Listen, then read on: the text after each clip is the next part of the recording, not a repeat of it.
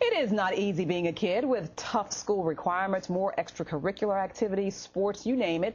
Are parents overwhelming their children? Here to talk about this on Parenting Tuesday is Dr. Randy Cale. Thanks so very much for joining us. Good to see you. I have seen you too, doctor. I've seen kids with backpacks that are loaded with so many things. So they look like they're going off to work.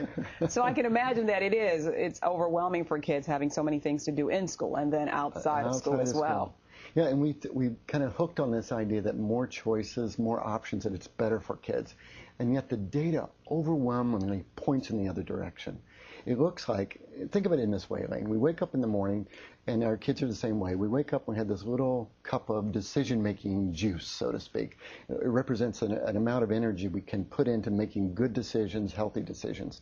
And so for a lot of kids, they end up spending 10 minutes of that juice figuring out which t-shirt they're going to wear. They're spending 10 minutes debating with mom over what cereal to have for breakfast.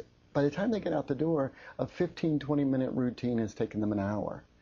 So it's those kinds of things that I'm really talking about. It's taking this limited amount of energy that we have for making decisions and wasting it on daily routines. Other kids come home and they're back and forth to their homework that should be in 45 minutes is a 3-hour process.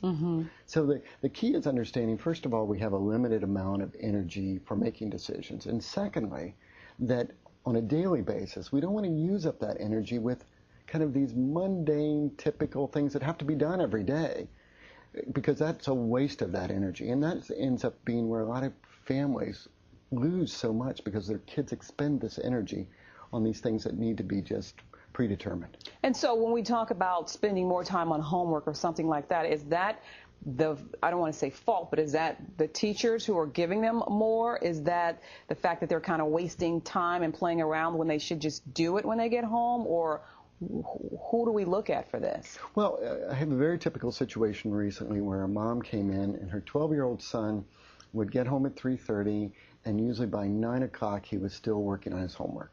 Yikes. Back and forth, because she had been told, everyone believed he needed to take lots of breaks. By simply changing the message, which was to remove that choice, which was, you don't get to take a break. You can take a break. You'll get to play your games, watch TV a bit, whatever you want to do, but only after the work is done. So structure, so get this done, and we move to the next thing. Exactly. So it's structure and routines that's our salvation here. When we put structure and routines in place, we remove that ability to make all those wasted decisions. Well, maybe I should get a juice. Maybe I should get a sandwich. What's the dog doing? What's my brother doing? I'll go out and jump on the trampoline. All that kind of stuff. It just wastes energy. So structure and routine is the salvation there. But you need that energy, and you're saying you need it for the more important things. Well, right. For those things that are just daily routines, we want to make sure it's predetermined. The morning structure kind of predetermined. Afternoon predetermined. Dinner table. Think of how do we end up with kids that are such picky eaters. We give them lots of choices as opposed to, this is what we're having. This is what we're having.